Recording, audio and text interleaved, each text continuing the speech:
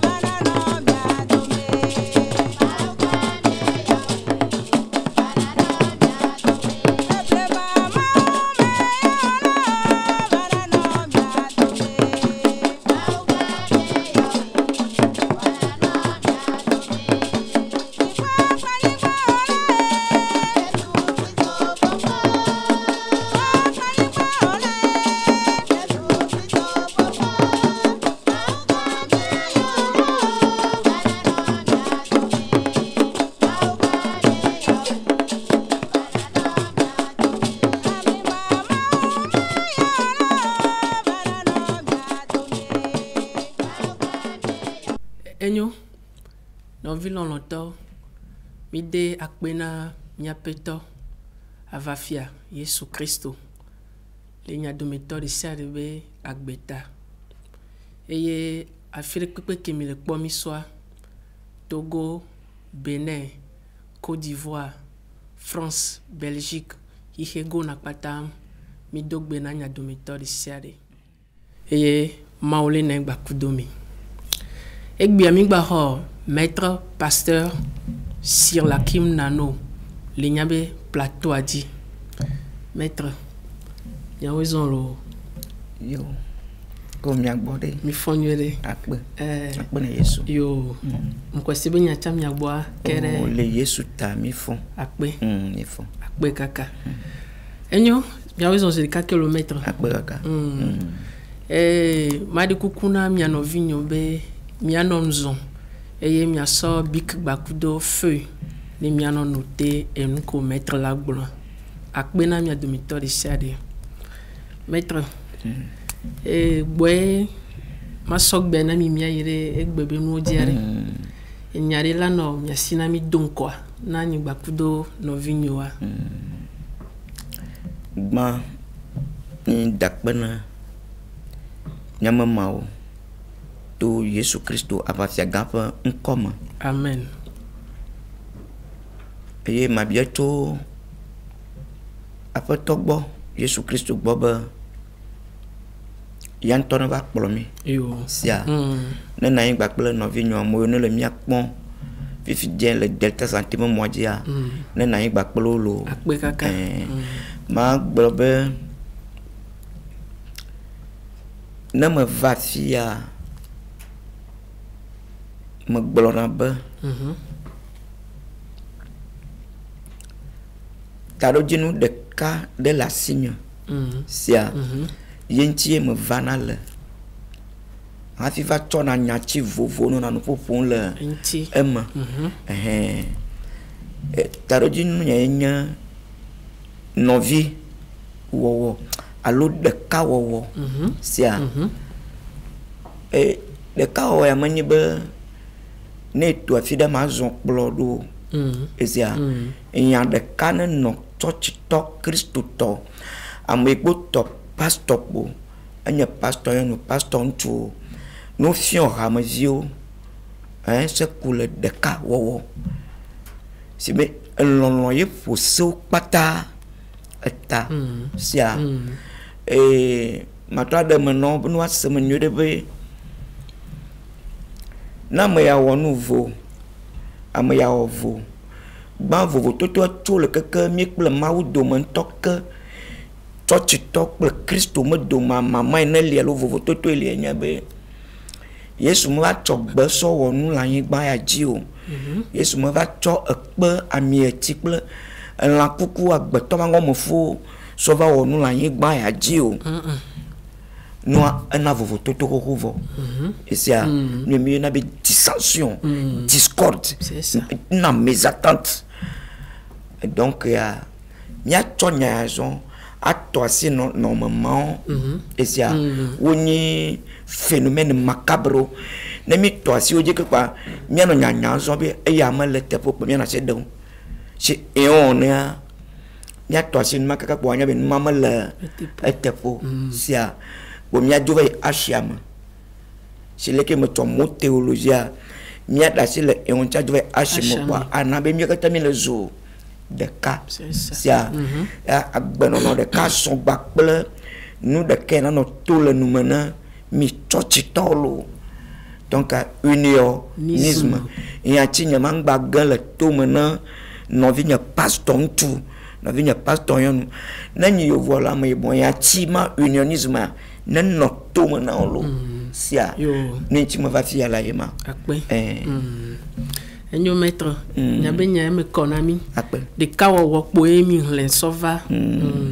yema enyo kema nya yireji egbe are son kela no mia sina milekio egbe metanya de ye ponyi so ekpo metanya ti oracle dadea oracle avegbe mami yonebe afan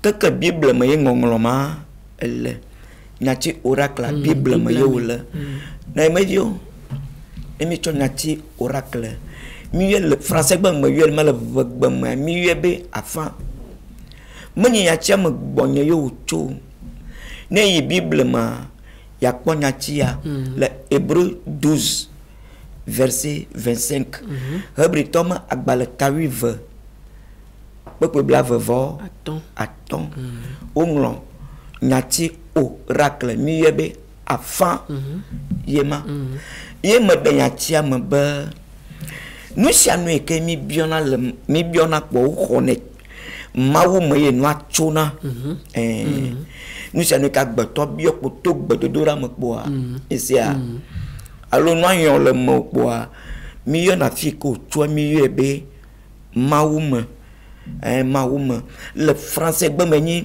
divinité c'est ça divinité gbedo le dao le ke do gbeda do bada te padio enui padio o ka ko to na fi ke mi yobe divinité c'est ça le vegbe mi yobe mi bio na to maoum esia et le maoum ya no pe gedoli c'est le que yesu bloba le fofo ne peut me no pe gedoli be na mele na mo wanya magbule afia mi gaka no fe ke na yesu ntotoa ya jira ya do adari pina mi mo na ni yeto sia donc me bakaye menu me le point désordre sia c'est le que maou bible ba maou mani désordre yaka mamawo dodo mamawo ni sia donc nyati oracle potoli nyama podasio yeme mi vanye so me de livre tole mi ve kwa be agbeton tenye livre aye mémoire que ne le nyama lama le vous me mi nyama gama mémoire m'a inspiré na maison anglo na mi yobe lettre d'esprit en un seul mot paix et l'esprit la paix et l'esprit lettre d'esprit ne mi khonwa me vo au nom du sens mi de netona le saison sia donc la oracle ye mo khona no tonal wa ge me kama da oracle me tanya de me le gbogbomba mi ada tanya de le benabe pasteur de pepe abe nyecha no vi pasteur tu yanu to ay skulu me skulu wa ya ti semozon to oracle me nu yekagbo ye le khonu wala to le fion amawa nu ne le non yon nu le inser pirio ndi le vuma non yezu oracle wa ye le khonu agbo ye chokle oracle de chokle non ha fi le globe asia nous sommes sûrement des oracles mais la nazo me mio kata nya zombe me le nuit pas dit l'eau alors me le vent il y a 3 ans avant une nuit pas dit son a de bokbolo donc l'oracle me va trôner vide sia me ko nous sommes sur un toit me ve toi si livre agbalẽ ye me ɖesia be ɖe be agbetɔ ŋutɔ nye agbalẽ oracle anu ke be tsɔna wa oracle ne le me esia le oracle me zɔ tsɔ clé ora telle clé d'ora de ton nora esia ye mo tsɔ clé na wa nu yi ke o tsɔna me nya safli o me nya clé ŋti la nu tɔ seri tɔ na me yo me nya clé safli mi dona na hɔntro awo clé aki de ke ne nua tsɔnɔ gbɔgbɔ tsɔnɔ mi yena be acquisition ne réquisitionner voix ano aki me nya clé wa boli ke gbe xɔtsɔa marque gbe xɔtsɔa marque ke gbe xɔtsɔ le eomea ye gblɔ me le ma donc anu tsɔnɔ wa ye le dzawo le fia ne nye gbegblẽ ya trɔe ava yi nui kpadzi sɔna de kpɔkpɔ lo sia ye tɔ mi tɔ asi clé dzi sɔ le oracle livre plutôt pardon mi tɔ asi livre dzi le oracle me boa game ke xɔnuazɔ wonye clé ekpea acquisitive ye xɔezɔ le ora wa gbɔ le ʋuwo mea enu ma zɔ ke dza wɔ livre akɔ fia mo le fia o ŋutɔ trɔ zu livre à clé esia tel livre à clé bon akpɔ nyɔ be ye xɔ livre alo clé ma ye xɔe le enui kpadzi ngba be xɔe le savi tu la gbɔ ngba be xɔe le aklame dzi gbɔ ngba xɔe le losome dzi gbɔ eguda ablakutɔ ngba xɔe ne xɔe le funua nu ya ke le dza nazɔ oracle me connaissance le dza nazɔ ya te ase nu gɔn ase ɖokui agbe ame gɔme ya trɔezɔn asi gbɔ ese Yesu Kristo me zɔn ale be ma va to ʋɔnudrɔ̃ zikpui me atsi me wolo enyo na me vio nu yo mi kpɔ nsɔ awoe ma wo apɔtɔ ne na yi gba kple mi lo ndika nye ya plutôt pardon wo trɔ ya enu ene mia akpɔ tanya me he va ele nyi délivrance kokoko ele nɔ oracle me esia mi le tirer les oracles mi le tu le oracle mais c'est mi nglo oracle pas de 2 points quoi anglo délivrance esia c'est ça vego le ni linguistisme linguistisme c'est ça linguistisme yema mot de kakponi ne ma suigne de à moitié seulement linguistisme va bien subir linguistisme sia nous vraiment ya ti vraiment ma so pour le au réclame c'est ça donc à ma globe no vignon ya ti vraiment so dans le outro ya vokoko quoi me le de le au réclame parce que ne mia pour le ndentia oracle me mi kwecho parce que mot délivrance oui nyati délivrance yom la fifia délivrance ya nyati nyama le jade comme fifije linguistisme me le jade cha comme fifije vo ni nyati ko to le oracle me oracle ton nyati mo son nazon me le jade expliquer donc mi nya be oracle me do nu vo wo ton na maison mizana le choche comme ba nya de wo gomo won ti la ko comme ne mi jaza ya ti vo do nu vewa woni mi pièce maîtresse o ne mi azan poa nya le ke mi awo anti do wa ko mi ma we anon kanya donc Dieu n'est pas un Dieu de désordre oui sia oui mi ba bidiolo oh sia ne me Dieu mi ba bidio ça le ke o dia ne ma yo je mi awe ma mi o no kata anon net sia mi azan de ke nous man point désordre aussi et anon do do que a trop ko a do amovo a chobe no nuire wele na do me do fuya ma bi anyu donc ya ti veut mi azan le otro ya wa we nyi ma o ya biola maître ko yira mi lo o yira tango bore lo ko yira mi d'accord kema egbe anya ti ame ve ye mi de to le oracle amenami yema sia comme oracle me globe nyati oracle alo afa mawu mama nkoyi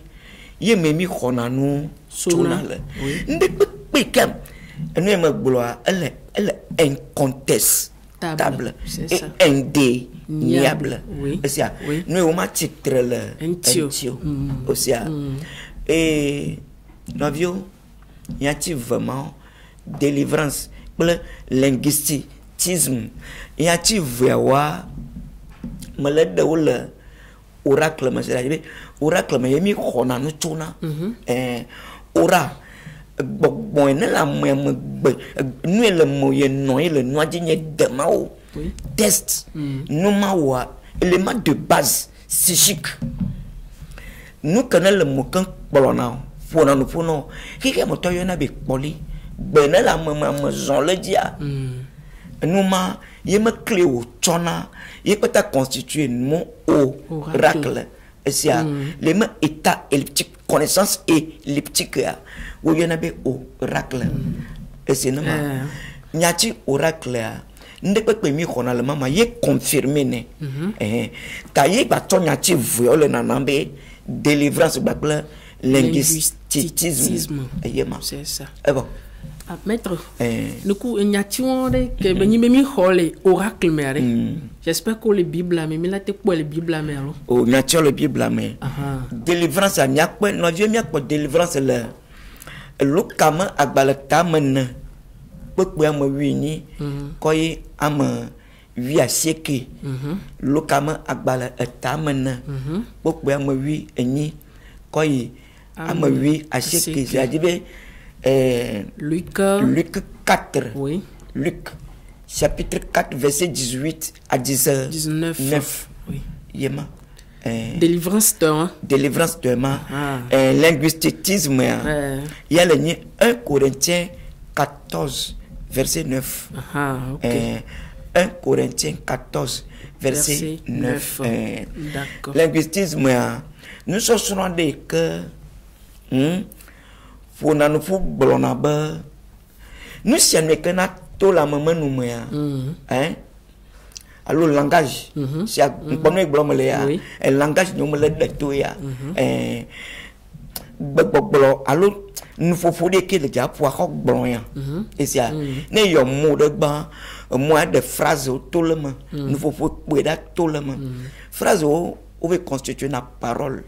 Et c'est nous on pas que mieux ne langage. Des cas modèle de plein que bon mais la il m'a non constituer langage. Nous sommes mieux linguistisme. C'est ça. Et c'est linguistisme et nous non vieux on a vraiment délivrance mais globe quatre tout garde de linguistisme ya aleke pour na mala ja fonu fua badi le tout le nous wa yo ni bena belle pédagogie qui malake ya littérature même mon de bogbon tu vois ni ma so psychologie état psychique parle psychique quoi so prison ça peut battre de aussi donc linguistisme ma tu es non ni tona bogbon me vana nti lanu que mi menye na mawa de quoi mi le linguistisme comme mot scientifique pour nous pour le langage allez ne la non net ma bon ya la ni ya de po esia donc autour ya mia srono kulenti le Christ mo dodo mema esia le Christ man nu nya ba down de mea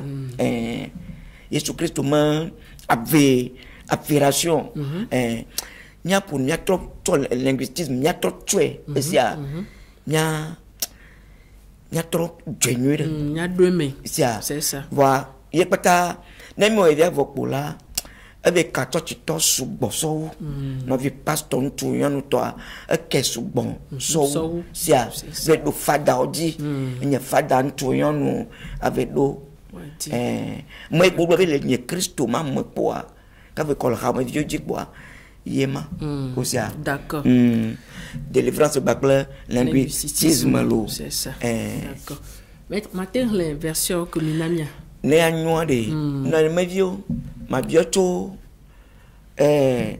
no vinya gbo mo de na funo le radio le fi avoir wo cho le ne mita ma no de fu mi ba bitio sia mo do no fu na fofo le fi vai ele kwa malga ma sia poto zande ngba ja to fu de ne c'est ça donc ma Dieu tu vas acler non vieux la vie mi non zo le ja acler na mi Si avec le tout bon avec le délivrance verset. D'accord. Délivrance verset. C'est le Luc 4 verset 18 à 19. Oui. Verset 18 à globe.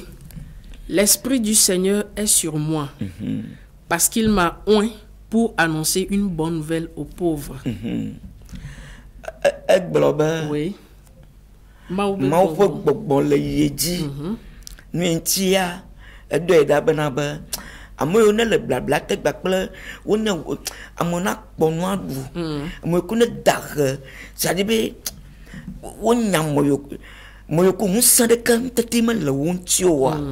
Esia doida bobe ne va de befano ne de gao. Esia ne tukaulo. C'est ça. Moyema. OK yeji. Il m'a envoyé pour guérir ceux qui ont le cœur brisé. Modo ko jigbana. Na imedio. Bible le boblan délivrance mo gomo de milema. Be amal le problème mawu doida Yesu le amaglon. Abi mawu toye doraba. Il ne va de befana moyo ko meji jigbana mo. Nu ka khade le tio. Tolo le manyaya. Nyawa makewo. A troll agbe amovoa. A globwe anu na mele tochi mu ne gba tochi anyisa ya se Kristo mon kobe Yesu le gbogbobe ma wo do ira be ne va dagbele amontilo il va délivrer un moment il ne de gamon yema mo yoko jigbana il ne va hona wolo. C'est ça. Verset 19 pour proclamer aux captifs la délivrance. Yema ba mo do yoko ne le blablate akbenono de kene kuzu ça dia gbevlo de ma et zo ma vola kbelentia il ne va fonu fuku le gade de ale ka ne atukao ne ade gao esia me malo. OK. Et aux aveugles le recouvrement de la vue.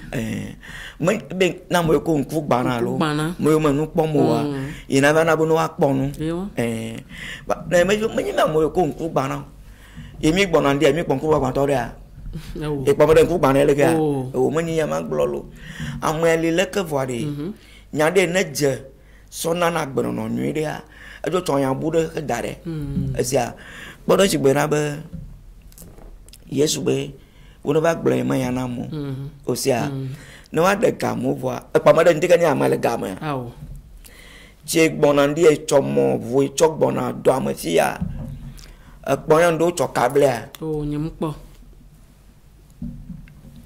wo chokokuti wo chob enka endemi ke bona ko kola gble wo yena benka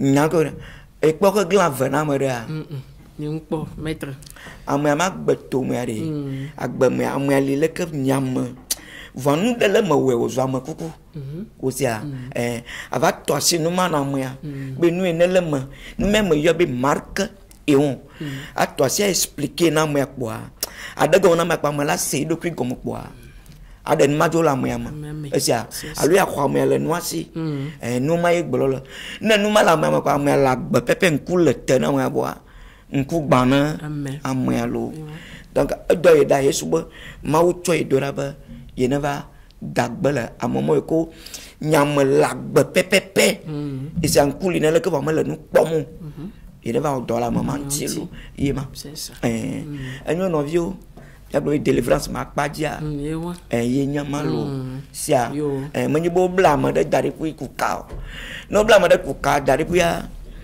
na amoya na janu e ko wa de ko agban ya ne c'est ça atuka la bonne et ça menyima amoya li pepe kama no amoya ntiolo va male ndema bokplote no le vumana ama nu na nya amoya mete oji ora chokle sona amoya npo ti be pastor gbolobe adogbera kaka gbolobe ba you pray in the name of Jesus et quoi je vais de prier au nom de Jésus au boé prêcher au nom de Jésus baba e globe na be ko enuka prophecy ba no flango mo funu yanu asidasia anu anya umroya akpele de siam alo le gbedon da kwa akwe alo akogba voix audible asia alo ako conviction intérieure de nde yon la mane le ka tubo mo ba achebi Yesu ema asia alo no va zedu la lo mo kwa gbon de ne no nya me gbagba lo mo kuku ofofo de o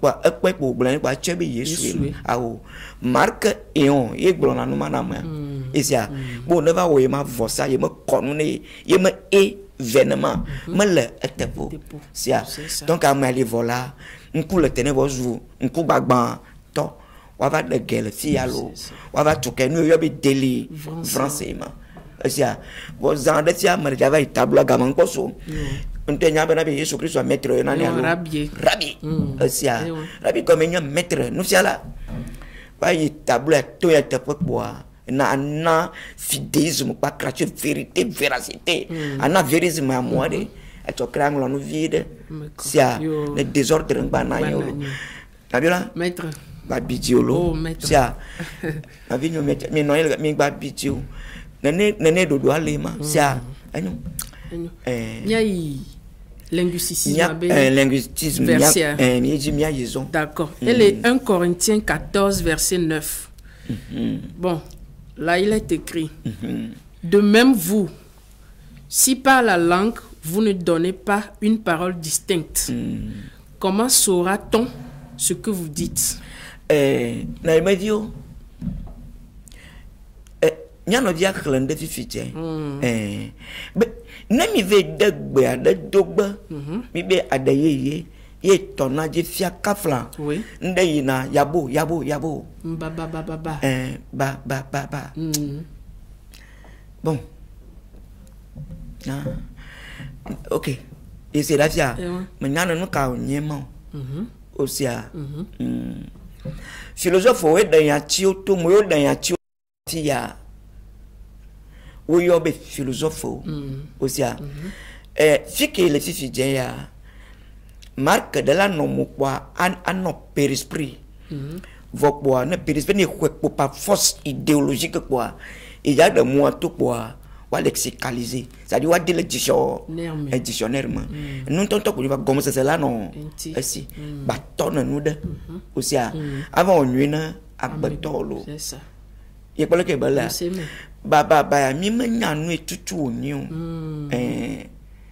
yesi den dacia ni manyane le mesene mo donc ya bible ale gbogbon so be ne yi gbere dogba asia na mama ko wa ebe zunde be ma hian donc anu adogba ele be na be wa gbon ya de ya enu na nyi atikun osia aneleke ekpere ma ne me likpo pe aka amaji otona na nyewa de to osia o yana mo de obe dadaiste du mot scientifique dadaïsme o yo lo na ya ti o le poubelle ma kokoli takpo lo na ya ti o le tefama asina ma ne ba nya mo e be tu le kokoli tavaja ne konti o nyenu nyura ale tefa ya fiare baba he baba sata mabea sokoto mabea c'est très honteux minimisant ça ne na ba trop de kum ba ba do moko vo ya via yangon quelqu'un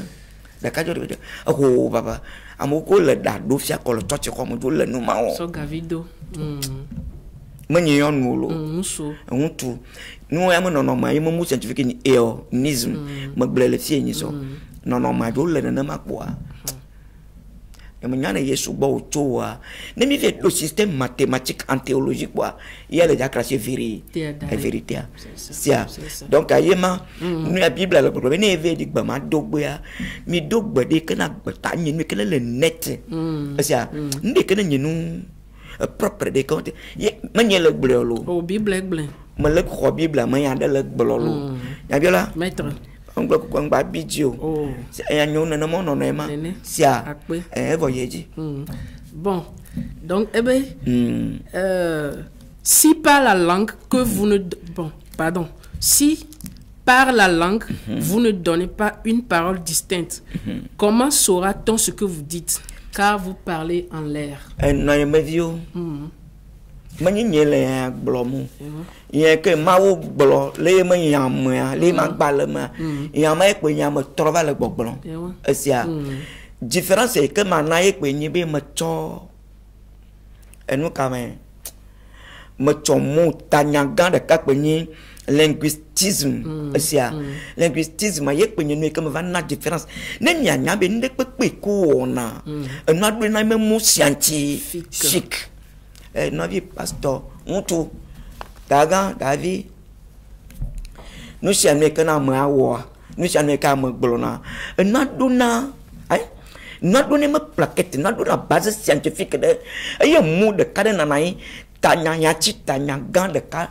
tona sele jibe leka sigwe linguistisme moya kala ke nyachi ya leka ya ye puna no kuna la langue nti nde ka gbotola s'inspirer quoi de muda topo et quoi d'une manière littéraire la littérature yo wa pour nous pousser que blo yabo ya abo sakta mabe rekoto mabe point ya timada enye no to pepe onye langage voire ye me ngonglo de que me liu asia ye me signification me signifie mot de comme le nom que naime signification net coupé net me liu donc ane me discrimination me liu ari nyado mathématique en théologie sia théologie mathématique quoi mi akpo na be ni ya enye no wa ye ji a nya me donner yo sia mudula bunu akpota pe awe c'est ça et sia aw nya me nyal ke matin blena ki ke motora so le adon va bonyo donc anyado ye me ta mathématique c'est la théologie mathématique affirmia sende me gomya nenya selo ta zade kwa maye de tableau adilo sia enyo novio malaja chite ay tableau ma na nya gba pobe de nya chi ve mi ko le oracle me de ye tutu 100,000 alo le ka wala do ma o yira mi lo enyo zande ami dendo me goma na me vio ye me globe avec des tableaux mia kwa chi gbato ayi nani délivrance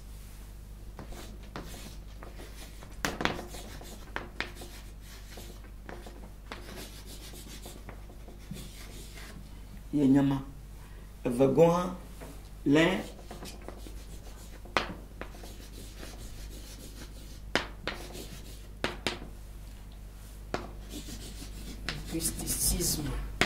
linguistisme c'est le que mi ko ya ti evuawe na egban to a emi po le bible amele Luc 4 verset 18 à 19 4 18 quand il dit ça 9 evgon mi po le 14 1 Corinthiens 14 verset 9 1 Corinthiens 14 et puis le verset 9 enyo ya ti vuawe ma o na mi po Luka ma gba le me kwa le ta me na gbogbo wi ni ko wi a shirke kwa mi akpo ya ti délivrance ale na Yesu va e globe ma u do ida be il va de gbefa il ne de gamon ye me glona be de ndekanya mi fo lo zama mi fo tondi akwa na zama de amade ponyon do ble dans le monde ya o tokabla amade awode mana na ma misia ba no ele vumana amya to ni livre bo marque et on me do to que ne unsan yo de me ngongolo le to le fia atang le livre lo alo agbona na mede na mo ne sekuto surtout le tochi comme ya amamazo no inele me tonania ye nu me ble da depuis lo alo le ko le azo le ba ponu na mo kan akole nu yanchi ade gamme mo le marque et on me asime sona as na de pokpolo enyayema non linguistisme mi kwele 1 Corinthiens 14 verset 9 mi ve po adeye me yando c'est-à-dire vere chochi comme pa no ho be ade bobokokwe pena bobokokwe menana nyama gbogbo mi déjà do état mathématiquement en théologie même yo psychanalyse pour mi tirer synthèse da pobede nous ka boy nous ma le tutu mais enyayema mi déjà na psychanalyse c'est-à-dire analyse psychique analyse spirituelle nemi we ko mi po synthèse nya di circuit propre de quoi nemi a synthétiser avec po base bede ko nous ko za fika auto donc ya yenyama donc ya ti voix le bible ma wa we ya olo si a aller commander des nonasik bois la littérature au de mabe nous d'après que na tout le nous quoi le langage ya de toi elle ben mana nyinde kantina ko matin no te fi Geneva church ko mo ya no bi pastor on tu yan le church ko mo ya de gema ke va no tele ke ya agbeto dan non kono si bebe 10,000 ay nana mo le lo le ti ma agbeto dan 5,000 oli kaka be do 25 15 oli tape 10 do church ko do me 10 ou le capé ou le dan na moment là a gonlo alo ajo nya che ke ja tout le nom na wa ne ya che mo ve jowa ne ya che mo ve nyenu ke so ba pe do kwa ye le gban mo pata magba o de katutu kaka mo no magba to mo donc ya ti linguistisme ye mo gomo ma ya o na ke na la jo nya che na tout le nom na wa tout se fait comprendre alors par le mot, la parole. La parole. Et donc ya ti ya malo. Le gamme ya ta. Mais le gars de mon ami le kawaii do. Ma baton ya ti oracle. C'est le qui me tonne oracle ya. Oh, ok. Oh, oracle. Yema. Oracle ya. Maintenant be me mi kona nya ti tona le oracle da tona na wa ye ya ora ya so clé non clé na nya connaissance nde ke ja gbolo na mo wa ye ka de jibna be ma tin trop pour me be ta trop ya ti la imagine ne ye latin ma ti ja trop ne ye javanais ma ti trop espagnol ma ti gbere ka me ki ya ma ti trop no ya le ka o le toma o mo ya Dieu l'oracle chaque mot est un petit Dieu, est un Dieu sur la terre, révélé sur la terre. Donc, aura, il y a une clé, nous n'avons acquis, clé, nous avons acquis, acquisition scientifique, telle force plaquette scientifique. Il y a des qui disent, il y a une langue, nouvelle langue. Mais voilà, il y a une clé à la tia. Donc, il y a, nous qui sommes en comme le tia. Nous, quand tu es aura, tu as pris clair. Un langage, il y a sur le nom, fiction. Et bon, le gars, pendant le mouillé de tout, ba. La koto mabe, sata mabe, jabo. Et quoi là? On a pas oracle, c'est un clair, clé scientifique, clé littéraire, clé de la littérature. Sur le naïma, il y a zien le toit comme un béton encore. Ok, ce que l'on m'a dit, yo l'encore. Et ce que l'on a dit, l'encore. En mon lit, quand on a préparé le doctorat ou le toit, maman, il y a, maman, on est malheureux de beau. Soit des malheureux. Ou maintenant, c'est pour le moment, ou le domaine pédagogique. En moment, nous, nous scientifique, théologie, il y a la bâtiment, il y a des photos, il y a un mélange de, en même temps, sous mon pot. De vrais pouvaient le préparer doctorat et malo. Donc là bas, il mélange de quoi il mine malo, il tourne de pour s'enfuir. Il y a manière de calmer. Donc à oreille ne choque clair le nom. La gomme fou na mede. Amade me sron. Alors on te violent, on veut la gomme fou ploner le choc à béton. Et nous on y a la mikpo, mi akpobe désormais nous on banayon des mains zormais lo. Nous l'équater. Ça dit bien il y avec force. Me trouver des désormais tout quoi avant. L'autre jamais il y a nous connaît fois fou na na maman no a pour 200 ba pour moi pour do. ya auto mila auto ma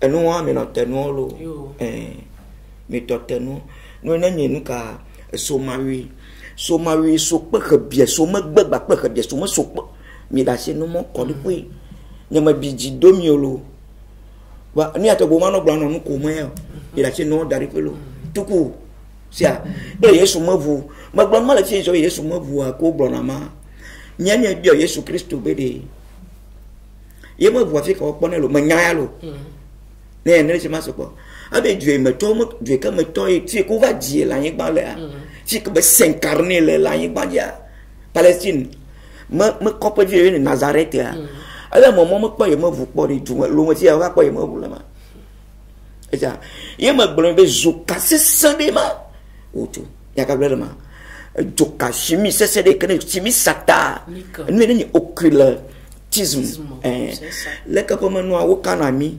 esia amento ma mi ko mi nyana lo ma nyibe ma le togli lo o kana mi ma vire madre le nous traînons madre ma ka klama no ado angovo ate vire madre nkura ba fo madre ni to mo fo madre ha to mo fo madre alors vi fotu vire madre a photo madre a hodo me da kwikwi madre asia ango mo fu le ka bati jawi le gamado akpakwi se to nyu ka ko nyu o tona mo vire madre ko tara ka to na ti so de na ti me ye to no mo de me asia kado ma pakure na nai pakoko ne kale shi pakpato mo glona bione bi na ko no we ne ko e ti mo ko no na ka pakpato mo ko mo yo tona ma yo préparer ne mi da sinyama esia OK donc ora que ne tona na wa mi etro se mo zombe tami ma nyen baba ko mi ko esia fi fia zo mi am nku mo na ko le ma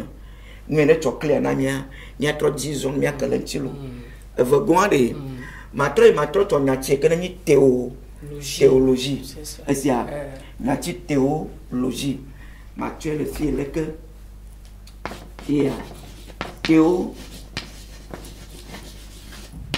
ayo no vio matro to nya chi théologie ma blona sambe ma o ganya théoya ni do ma theologie pe le fi ya ndi pe que mi kona fi mi kona chona le etea totalité ye chona nana mi muso katatoya ye chona nana mi no konye mi kona zo ne papa ya po afia ye nyenuito agbe Dieu éternel Dieu avec Jésus Christ me va s'incarner la yigbadia ye ya marque et on ya vodu ta madre fi kere po jongba ye le ti ya ti ya musa madre ona dole mi mama ga ma jikpe ya si que no blana chaba gala ki ko to blana chaba le o dona gatio la bo ye nye fi le ke ne ve yi no ko bele marque e on bo no ke mo do fi je ne ora ke ne to clean na wa ora ya nu ye ko penya ora ya si le ke ash ba pla e on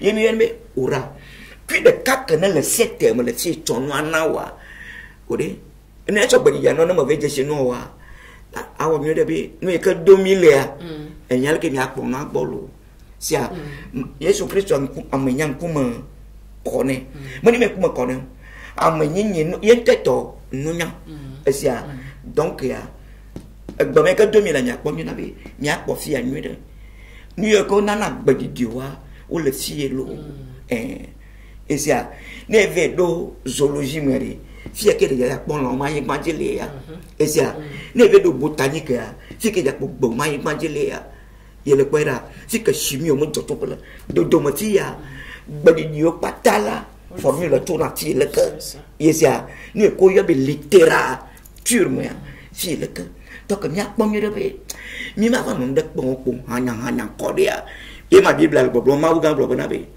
nu ke awon no mo ko wa o ngba yi de eji o sia manya bene do fia OK mi a ba yi vie de po sia ya bila maître ye ala ka donc fie mi ko na le vo pour to ma u ga bo le fie ayi ka ba to no wa na to fia no le same ya ye christianisme no na fie le ka et sia vous le vrai christianisme na de la de nous comme ya attends na c'est le nuit a dit ye c'est là mani vo ça pour to na no na l'eau, donc si le besoin ma ou gaya elle a ton non le fille na ma nyawa yenyama fille le ka yenyama donc langue ko mi kwa mi okata mo ko na do na no ma zoa mi ama kuma na kozombe amaya enana gbe amaya enana gbe sia na mi a ton mo no le ja quoi mata siam de be connaissance elliptique sia na ma siam na mo courma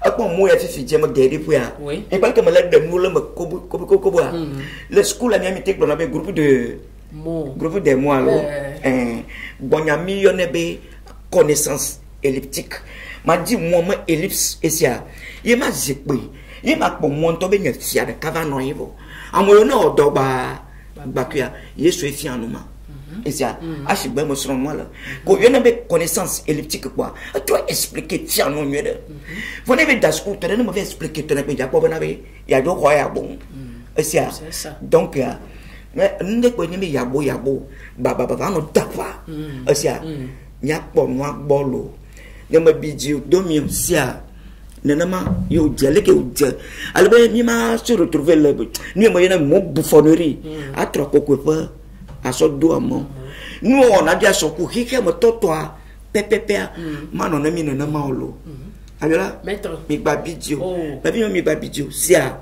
yema bible be aleke ma wa se no na madame Blair Sophia mo donc il y a un petit peu de explication aussi donc il y a aura manu ko toni c'est poli que Dieu ont le val dans vos dons dans vos dons que du soit bolo suma poli Dieu ont les ni ont le zoom poli Dieu nous ma to bedi dans fiola non non aussi donc il y a nous connait aura so me clément na wayema OK mi a trop pas confirmer la théologie moi théorie à Mavugaya, nous y mami qu'on a non là, y a le cas. Et c'est ainsi y a pas le métabolisme, si le conduit bois, y a pas anabolisme, y a pas catabolisme. Et c'est beaucoup donne encore le bas grand yam. Si que y a madame jet pas un sida bois, de ma fille ya, ou les bébés vie, oh moi n'a problème d'accord. Et c'est à moi y a blana, n'a moi y a blana vous me n'a pas beau. Nema yeman ka potentialité ne didi quoi il y a quoi nous y a quoi que glina le vraiment amadona défi si dans le moyo be sida ma ay bon le bon pas dit ya nué ya Jésus Christ ya fi ya kalka bon fond vodou yesia vodou ko na da dogishi ya ponu ka nana yekba vodou nyenu ka Glipo association Glipo si on le créa wa ni funo nous ko le nom me dio donako le nyame ma duma fi jene be Glipo na wona ma dia ma ni be vodu ato na fi de vanore de ko yono la ma pe ko funa ma yazo azu we trozu hune ye ni driver le japo asia ye le ni orama Glipo ma lo donc ya ameno poti ano dapa ano dog bade ke volowo bocha udonia amabuno na amabude na goma ile senda church komode Yesu Kristo boa Yesu ne nyamde ke ne intellectuel nyamagbolono asia ke nyamo suku mo hotore esinema mi dashi amo darepelo ama fe konsa ni chike même madu mo kum ga de tisho ne ratolke asia malexim alex excaliser mou pas le dictionnaire pour propre à toi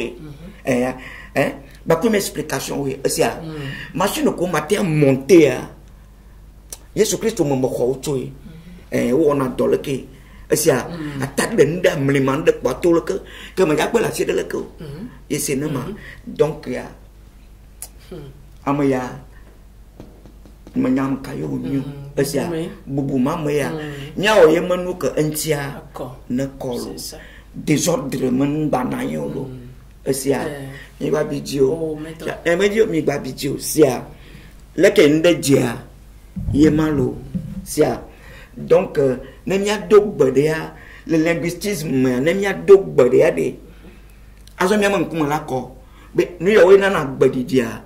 Waouh, yalo. C'est état spirituel là. Il n'en a pas de l'état nominal. En aimant nomination, il y a une langue gazon. Nomination, n'en a touché. Il a touché moi le nomination. Et le bon là, nous et quand nous avons ton âme le nain, vraiment le yabé et noyende. Et c'est vraiment un état spirituel, il n'en a état nominal. C'est-à-dire l'état spirituel révèle l'état nominal. Et la nomination se confirme l'état de toucher, objet. Et le manipulation. Mais le nuit à mon, ou bien langue, une nouvelle langue. Eh baba, eh baba, t'as de le noir non. Elle soit d'abord donc elle me répond. Nous et Bible à gloire, mais 13 ans, l'état mathématique, c'est-à-dire théologie mathématique. Alors explicitation mathématique. Et c'est là. Donc nous avons tourné avant mon coco tourna. Nous y avons malo. Même le vaudou sur bois, Rabiso Boloso, n'a pas dit. Vaudou est Rabiso Boloso, Rabiso sur Donagbe, Yosena. Mais pour Rabiso, tu blabber, c'est boura. Wabassi à Coco, c'est là. Mais via Vadakuma. Et pour le coup, c'est bon. Un yaman, a tombé de toi, tu crois, moi, nous caounions. Nous catouillons, bagnions. Surtout, il y a l'état mathématique, c'est quand il y a pas fiable, un énan noya, vaudou, nous tombons, n'y tialo. A bema doma, nous y a wenana, badidima. Voti wekan, tisena. Nous catay non, nous devons y amasio. C'est là. Il y a quand quoi, bantoya, caromina. Alors, il va donner ma colo. Pas. Ok. Maïeti, ne m'a pas bonabé, ni ton fille à la queue. Oui. Donc, mais t'as dans nous, 1, 2, 3, 4, 5, 6, 7, 8 et 8 et 8 premier le quoi, elle va acheter bon le que, 7 qu'on a le tir, oui, mais on avait jongba, mais un coup, ni on en a vu ça, on a, mais c'est on a dit on a vu ça, et c'est au problème de Bekabek, Bessiak, Bevosa, avant Sedo. Et nous, notre Bessiak, Bevosa, nous avons notre maison. Ne beko 2020, nous tournons à nous, il y a au bon. Bedidio tourne à nous, il y a qu'au bolo. Et ben, me deux filles, nous, il y a beau toya. Où vient la cala. Yema, nous, il y a le cala, où il y a un c'est le petit à côté, c'est l'électricité, nous, il y a mon toléa. Et c'est il y a une annonce nuit au patazon, qui nous a coco à Yabou, au coco à nous y a une base électrique, si y a une neutre, si y a une phase. Donc, aimer les mondes, le gouvernement, les bois, elles sont constituées joie. Il y a quelques bocaux, pas dire, mais me en a nous y a cao. Il me en a nous y a 7 ans. Il me en a nous y a l'eau. Mais Dieu, que quelqu'un ne va vraiment, et nous y a tombé, que l'on a namé à l'eau. Nemi banya le banya so ba pour mettre pour le net ou quoi déclaration comme un homme pour là azo mi tete mi ba we kolo eza na di fofolo yenyama donc ya nous ya le ka ba di Dieu comme dona ngam go bebe Yesu Christ e chobri na c'est fou amel gbe do we ka pa me do glikpo me gang glikpo boné do nous ya mo ya et quoi association glikpo to ko non mais pas me modo la fille de son côté n'a pas qu'à moyen gens yo la pas donc même chose à baba non a tochi nous kaja mi amoya nous le quelqu'un me pense seulement l'état mathématique en théologie voyez donc c'est canalisé mais papa be mama tonu ya nami mi apa ndepepe ke wona etona vuma pardon ma tutu mi a vie de le etona evuma na mi ko voa 100 le gamin tama pour du vide flèche anga yin ko flèche la va ngodo flèche la va ngodo mo donc ya mi apo Dieu ma ugaya c'est là que pour mieux mettre théo le fille c'est ça na me Dieu mi ko 100 evuma mi am evuma vous de la maman yema ne gbonya do mi am evuma dapo si ya ko état plasmatique le evuma là donc si ya le kia Dieu ya pour Dieu ne mi pour Dieu il y a trop bon et Périsprit, mais là, il y a un métier, P. Périsprit.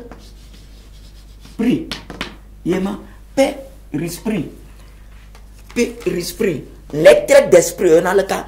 Nous traînons que le miam, ça veut dire, aura que notre Hadjianawa. Et on connaît tout Hadjianawa. Et on a madré, nous sommes, et on a constitué un nom madré le nom. Nous, y a des cabés, aura. Il to clé na mi to hadidia so na gbedidia so na egbe ke o to na gbama aso ye gbogbo ma so gbedidia ke to nu e o to no wa yo be périsprit, c'est-à-dire lettre d'esprit aso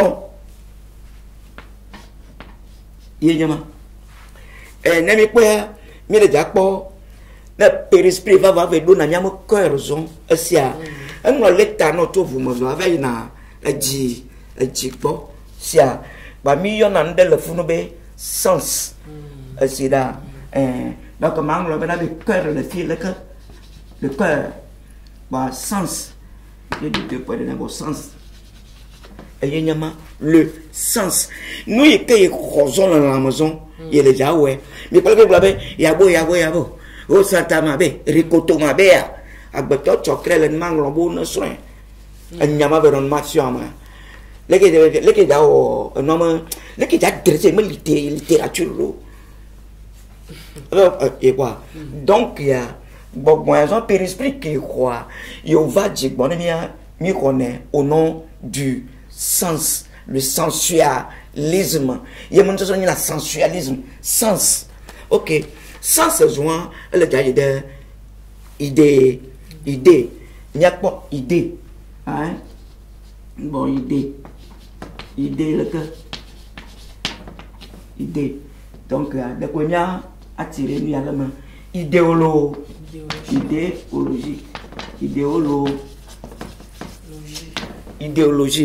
Hein? Force idéologique. Non, non, vieux. Là que nous sommes dans le mien, mais tu as pu me connaître. Il y a beau, là que tu as pu me la bolonner le fia. Ne n'y a rien, mais nous pouvons voir. Tu as le nous de bon. Donc, le bâton vous met. Il a pour Maouli le fou, mon ami, Vanyanami. Bon ami, bon ami, il y a une démocratie dans le doda. Nous avons construit oracle dans le doda. Périsprit, et il y a une lettre d'esprit. Et comment, l'esprit avoir. L'esprit que million mi connaît le Didier, million de sens.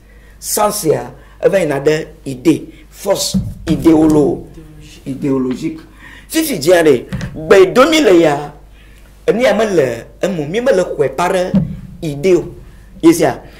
Nous idéologique il y a beaucoup anti et il y a réfléchi il y a hein réflexion que il y a ma bouti mais moi il y a le que nous constitue moi hein dans sa force littéraire il y a nous il y a gomme de il y a beau me calme il y a beau de nous ka pas pour hein go sokoto ma be avant ça donc nous perdre me force idéologique mado idéologue hein mado force idéologique données idéologique nous pogner le fier il y a quoi là ça nous tombe ndia il m'écrit là wanyal ke ko là yenyama ayo pataka ke ade le vason le truc que nka ma gam le fier le que ni pour ma gam pour là et on connaît le donc nous ma circuit le ma gam mémoire ma circuit maintenant hier ma totel te foya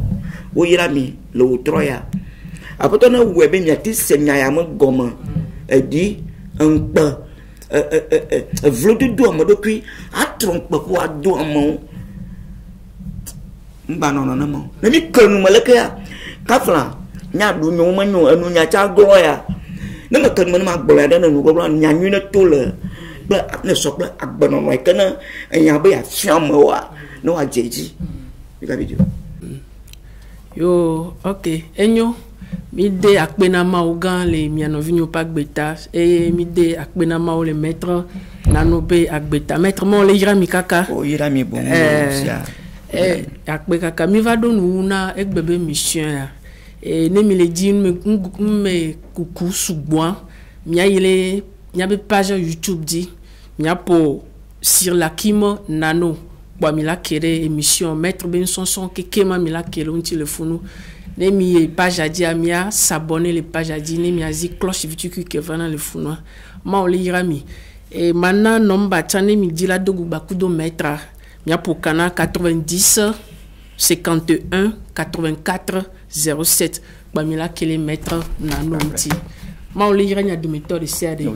Maître kema ils sont même ragbe. Ils sont bien togo. Yo. Ils sont même les ragbe pour ga tonku afan kwa. Nya ba pomi le tepoya. Oyera milo. Yo. Eye oyera mi amon do la journaliste opata. Amen. Ma wona yera misia. Amen. Wa do yama ga mo tepo na milo. Amen. Akbe kaka. Bye bye. Exact. Retrouvez-nous dans l'interview de l'unionisme chaque samedi à partir de 17h30 avec notre invité, Maître Pasteur Sirla Kimnano.